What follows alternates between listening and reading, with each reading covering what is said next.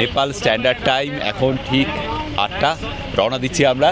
প্রচণ্ড প্রচণ্ড খারাপ রাস্তা, মানে যতটা ভাবতে পারেন তার থেকেও খারাপ, সান্দাকফু থেকেও খারাপ রাস্তা।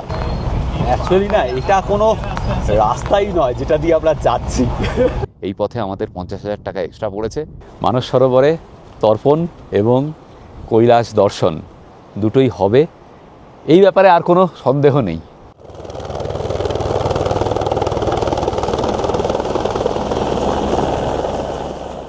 Good morning. আজকে 14 তারিখ, সোমবার। গত সোমবার আমরা রওনা দিয়েছিলাম কলকাতা থেকে। আজকে 1 সপ্তাহ হয়ে গেল। যারা এই সিরিজ দেখছেন তারা অবশ্যই জানেন আমরা রয়েছি সিমিকোটে। আজকে এখান থেকে যাচ্ছি হিলসা। এখন বাজে সকাল 7:30। গাড়ি চলে এসেছে। গাড়িগুলো আমি আগের পর্বে বলেছিলাম, যারা দেখেছেন জানেন যে আজকে সকালবেলা ওখান থেকে গাড়ি রওনা হয়ে আসার কথা ছিল, কিন্তু গাড়ি রাত্রিবেলায় চলে এসেছে। ওরা সারা রাত গাড়ি চালিয়ে চলে এসেছে। 7:30 পৌনে 8টা বাজে স্থানীয় সময়। এখন রওনা দিচ্ছি। এখান থেকে 6 ঘন্টা লাগবে হিলসা পৌঁছাতে। প্রদীপ জি, कैसा हो रहा है? एकदम बढ़िया, मजा आ रहा है। सुनील जी, ओके सुनील जी, नमस्ते। सब बढ़िया है। हम लोग अभी है ना हिलसा जाते हैं, सब भगवान का आशीर्वाद है। Okay okay. सुनील जी आए हैं केरल से और प्रदीप जी महाराष्ट्र से, मुंबई से। चलिए श्री गणेश करते हैं। নেপাল স্ট্যান্ডার্ড টাইম এখন ঠিক 8টা। রওনা দিচ্ছি আমরা। দারুণ জায়গা ছিল এই সিমিকোট। আজকে ওয়েদার কিন্তু ভালো নয়। হেলিকপ্টারে যারা যাবেন তাদের একটু অনিশ্চয়তা দেখা দিয়েছে। যদি এই কুয়াশা না কাটে 10টা-11টা অবধি, তাহলে কিন্তু হেলিকপ্টার আজকে ছাড়বে না, হয়তো আটকে যাবে যারা হেলিতে যাবে। এই পথে সবসময় অনিশ্চয়তা। ড্রাইভার সাহেবের নাম হচ্ছে মারুতি। রাস্তা খুব একটা ভালো হবে না। 100 কিলোমিটার রাস্তা, 6 থেকে 7 ঘন্টা লাগবে।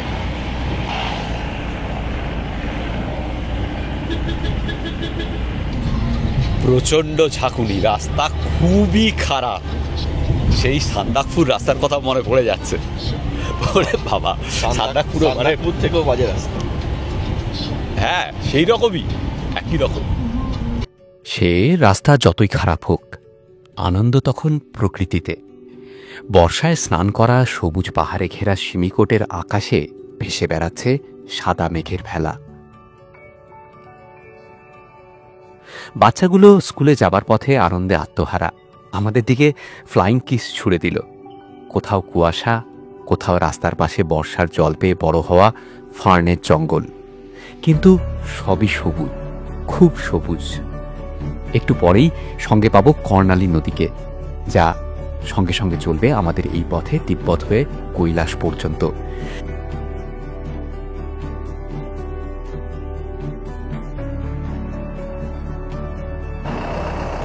এখানে চেকিং হচ্ছে। চেকিং বলতে নাম ধাম সব লিখে নিচ্ছে, আর কিছুই না। আর ড্রাইভার কি ম্যাক্সিমাম কথা জিজ্ঞেস করছে।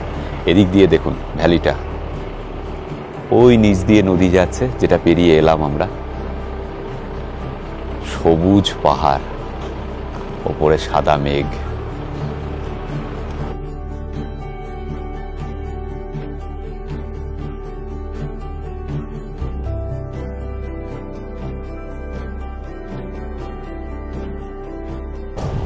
এখন 9:25।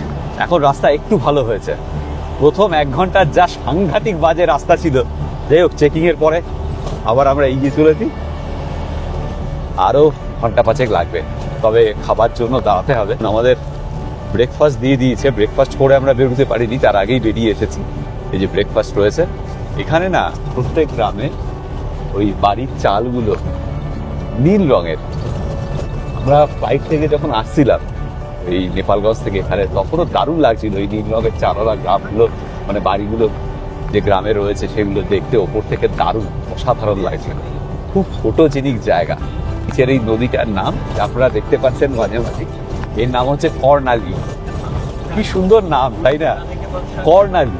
এই কর্ণালী নদী কৈলাস অঞ্চল থেকে সৃষ্টি হয়ে তিব্বত আর নেপালের মধ্যে দিয়ে বয়ে ভারতে প্রবেশ করে নাম হয়েছে খাগড়া। আমরা অনেকেই চিনি এবং জানি। বিহারের ছাপড়ার কাছে মিশেছে গঙ্গায়। লখনৌ থেকে যারা বাই রোড নেপালগঞ্জ যাবেন, তারা এই খাগড়া পেরিয়েই পৌঁছবেন ভারত নেপাল সীমান্তে।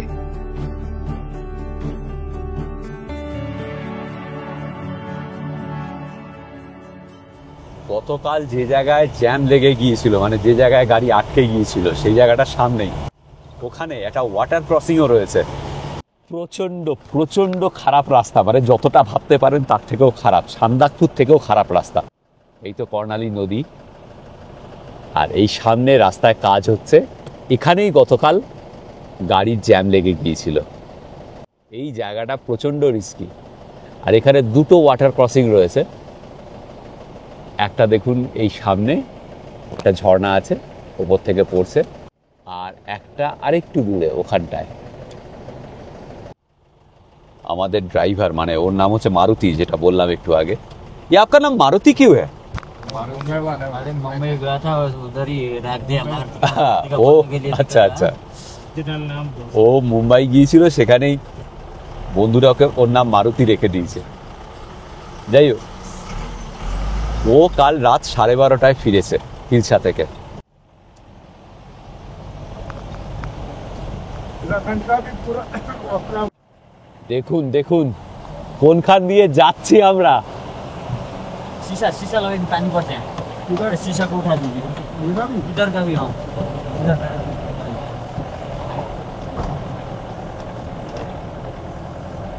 रवि भाई शीशा चढ़ा लो, बंद करो अभी अंदर। कुछ नहीं होगा। अरे पानी गिर रहा है।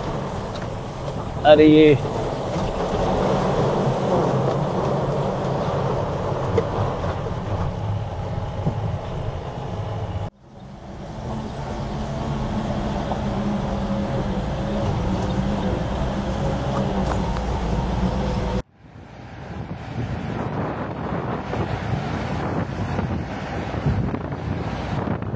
ঘড়িতে এখন 11টা বাজে।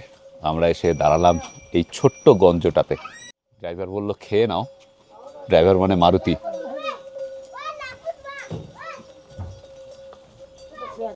আমাদের যা খাবার দিয়েছিল প্যাক করা, সেটাই খেয়ে নিতে হবে। আর যদি চা পাওয়া যায় তো ভালো। ভেতরে বসার জায়গা নেই, চলো ভেতরে গিয়ে বসি।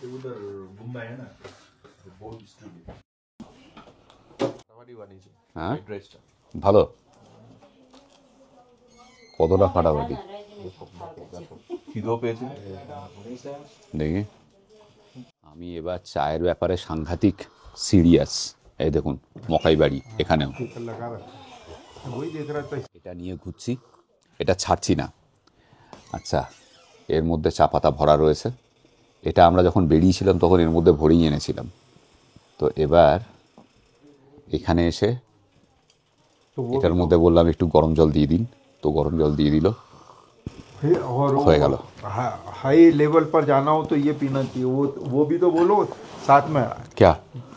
हाँ जरूर, ऑक्सीजन लेवल जहाँ कम रहता है वहाँ पे एकदम। ये वाली चाय पीनी প্রচুর এই চা পান করুন। আর জল, এই পথে তিব্বতে যখন আমরা ঢুকে যাব, তারপর আস্তে আস্তে অল্টিটিউড আরও বাড়বে। पानी नहीं पीने का, उसकी एकदम जगह ये पीने का। না, এ भी पीने का है, পানি भी बहुत पीने का है।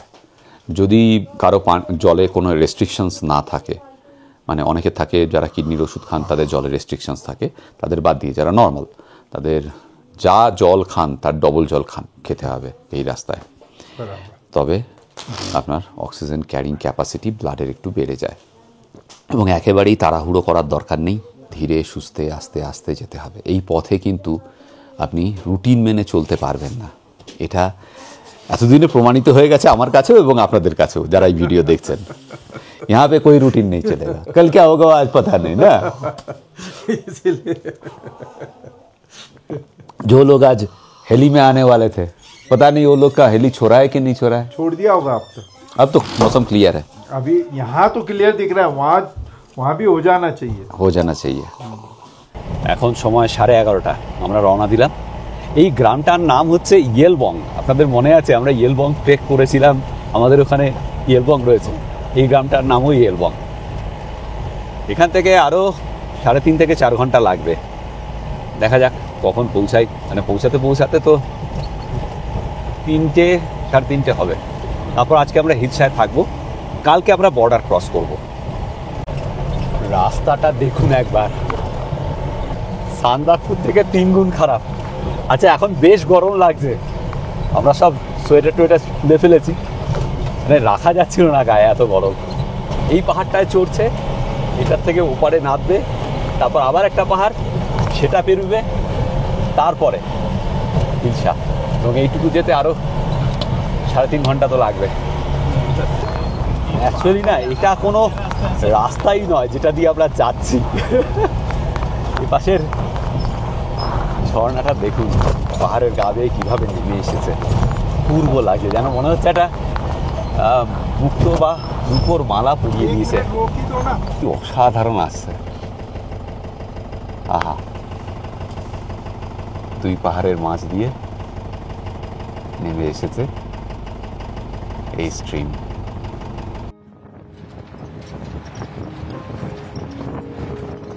এই জায়গাটা এতটাই সুন্দর, আমরা ড্রাইভারকে বললাম একটু দাঁড়াও ভাই, একটু ছবি তুলি।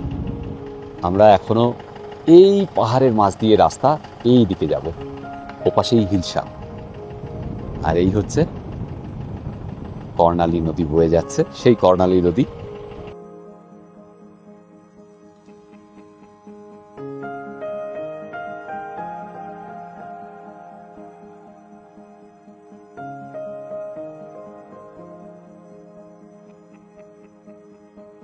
দেখতে পাচ্ছেন কিনা জানি না, ওই নদীর মাঝখানে যে চর মতো রয়েছে, ওর ওপর একটা হেলিকপ্টারের ধ্বংসাবশেষ পড়ে রয়েছে। প্রায় 2.5 বছর আগে একটা হেলিকপ্টার ক্র্যাশ করেছিল ওখানে, সবাই মারা গিয়েছিলেন, যা আমাদের মারুতি ভাই বলছে।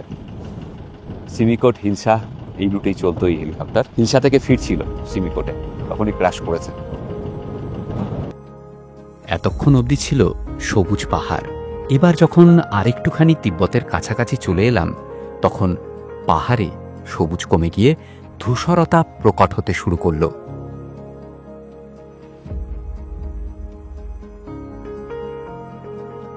তবে এই ধূসর রুক্ষ পাহাড়ের মধ্যেই কিছু কিছু জায়গায় এরকমই সবুজ ধনধান্যের মালা গাঁথা।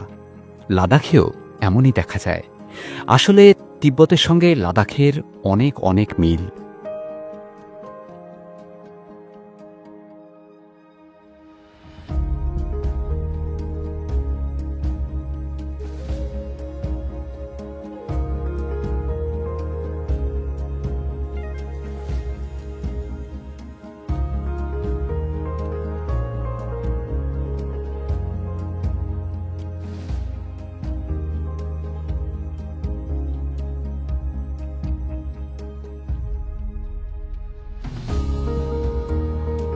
রাস্তা তো খারাপই, পুরো রাস্তাই খারাপ, আর সেই সঙ্গে প্রচণ্ড ধুলো।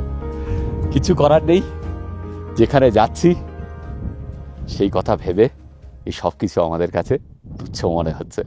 আচ্ছা, এখন সময় হচ্ছে 2:15, আর দূরে দেখুন, আমি জানি না আপনারা দেখতে পাচ্ছেন কিনা ক্যামেরায়, এইখানটায় দেখা যাচ্ছে হিলসা, আশা করি দেখতে পাচ্ছেন। এবার ভূপ্রকৃতি কেমন চেঞ্জ হয়ে গেছে দেখুন, গাছপালা কমে গিয়েছে। হ্যাঁ, বুগিয়াল একটু ওপাশে ছিল, আর ছোট ছোট গুল্ম জাতীয় গাছ পাহাড়ের গায়ে, যেরকমটা হয় আমাদের লাদাখের দিকে। তিব্বতের ভূপ্রকৃতি এরকমটাই। ওই দূরে হিলসা তো দেখা যাচ্ছে, ওখানে দেখালাম। আর এই যে পাহাড়টা, এটাই তিব্বত। আমরা পৌঁছে গেছি তিব্বতের দোরগোড়ায়। হিলসা পৌঁছে যাব, তারপর আজকে হিলসা থাকবো, আগামীকাল বর্ডার ক্রস করে তিব্বত। আচ্ছা, আজকে কিন্তু হেলিকপ্টার যাতায়াত করছে, কিন্তু কম। এখনও অবধি আমাদের হিসেব মতো গোটা 4 হেলিকপ্টার হিলসায় এসেছে। তো হেলিকপ্টারে যারা আসবেন তাদের একটাই অসুবিধে, যদি একটু ওয়েদার খারাপ থাকে তাহলে কিন্তু হেলিকপ্টার বন্ধ হয়ে যাবে। সেক্ষেত্রে আপনারা সিমিকোটে আটকে যেতে পারেন। আর গাড়িতে এলে, রাস্তা তো দেখালাম, গাড়িতে এলে সুবিধে হচ্ছে যে 30,000 টাকা কম খরচ, হেলিকপ্টারে 30,000 টাকা বেশি।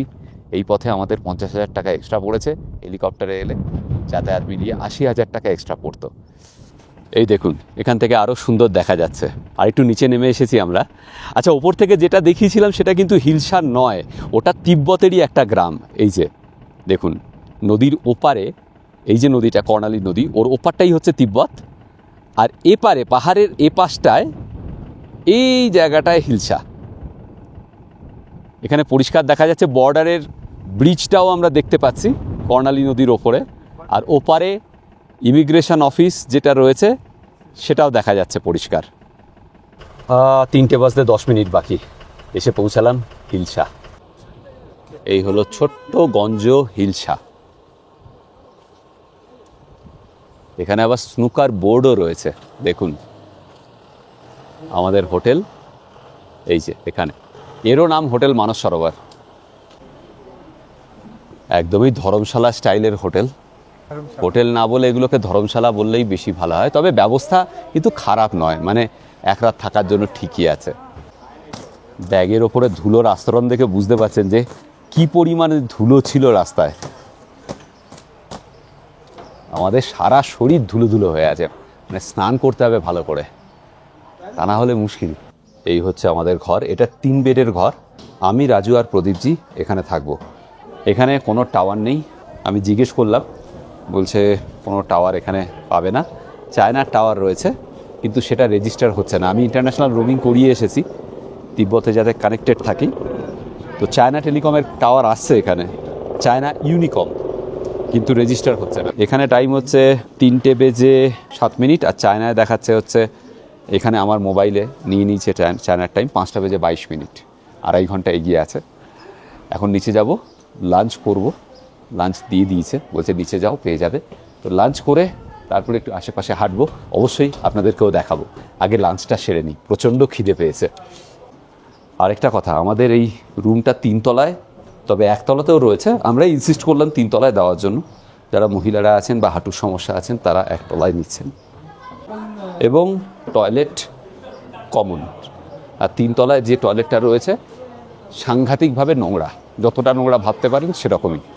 এখানে খাবার তৈরি করছে, তো রান্নাঘরে গিয়েছিলাম আমি, ওখানে রুটি করা ছিল, রুটি নিয়ে এলাম 2টো, আর এখানে চা দিয়েছে, চা দিয়ে ভিজিয়ে ভিজিয়ে রুটি খেয়ে নিচ্ছি। খাবার তৈরি করতে আরও আধ ঘন্টা লেগে যাবে। ও ডাল ভাত বানাচ্ছে, রাজুও গেছে রুটি আনতে। कैसे हैं आप?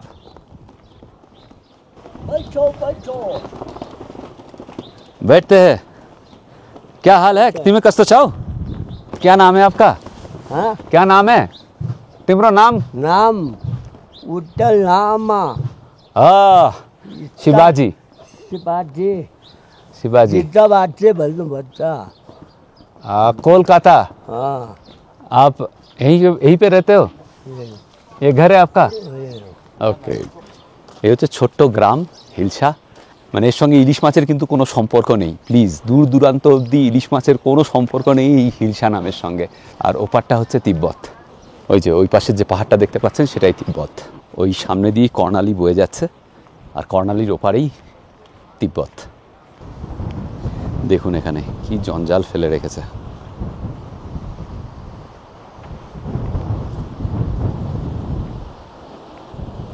ওই বাসগুলো যে দাঁড়িয়ে আছে ওটাও পাশের বাস, ওই রকমই কোনো বাসে আমরা যাব আগামীকাল।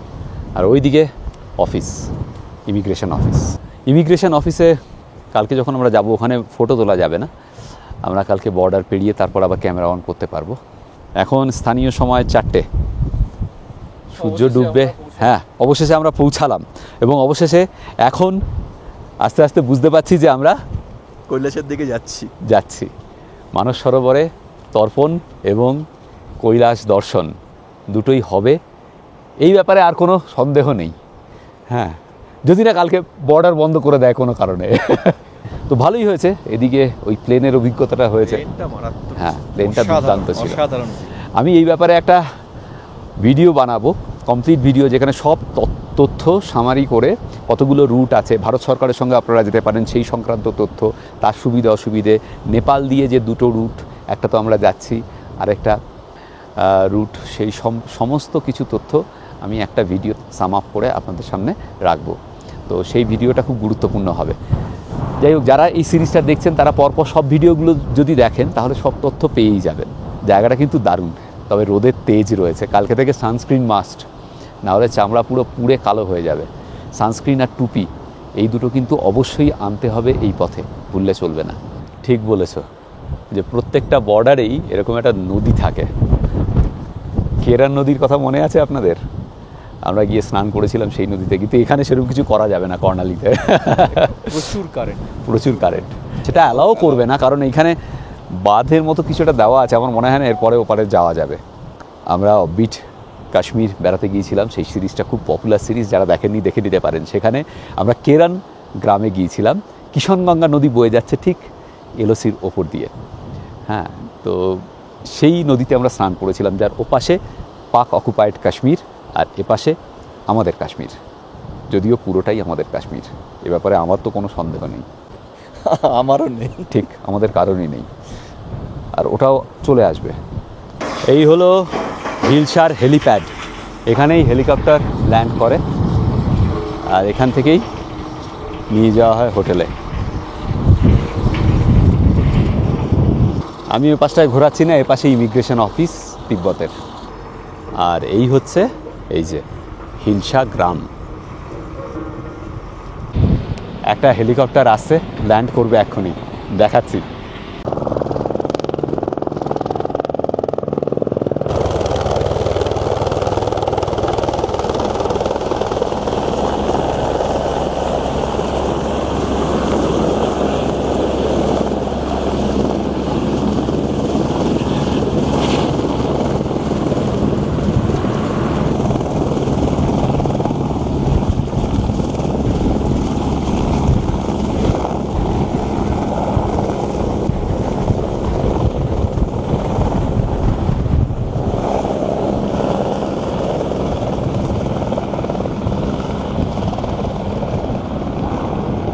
কেদারনাথে দেখেছিলাম এবং আপনাদেরকে দেখিয়েছিলাম, আবার একটা এক্সপিরিয়েন্স হলো হেলিকপ্টার ল্যান্ডিং এবং টেক অফের।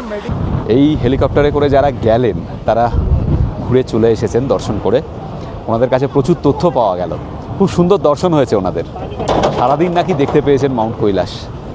আরেকটা কথা, কালকে ইমিগ্রেশনের পরে হয়তো আমাদের মেডিকেল চেক আপও হবে, র্যান্ডামলি ওপাশে সিলেক্ট করে মেডিকেল চেক আপ করে ওরা। এখন নেপালের সময় 6:30 আর তিব্বতের সময় 9টা। বাইরে আলো, এই দেখুন ফটফটে আলো, কিন্তু নিচে আমাদের ডিনার সার্ভ করা হয়ে গেছে। বলছে এক্ষুনি খেয়ে নিন, এরপর কিচেন বন্ধ হয়ে যাবে। এখন ডিনার করতে যাচ্ছি, ডিনার করে তাড়াতাড়ি ঘুমিয়ে পড়তে হবে। কালকে সকালবেলা আমাদের বর্ডার ক্রসিং। এখানে গত 1 ঘন্টা ধরে আমি, রাজু, সবাই আমরা কি করছি, আমাদের মোবাইলে খুঁটিয়ে খুঁটিয়ে পরীক্ষা করছি দলাই লামার কোনো ছবি আছে কি না, সেটা চেক করছি। একেবারেই সেটা থাকা যাবে না, মোবাইল ওরা 20-30 মিনিট ধরে চেক করে। তো এখন যদি ওই ছবি থাকে তাহলে কিন্তু আমাদের ইমিগ্রেশন আটকে দেবে, একেবারেই থাকা চলবে না।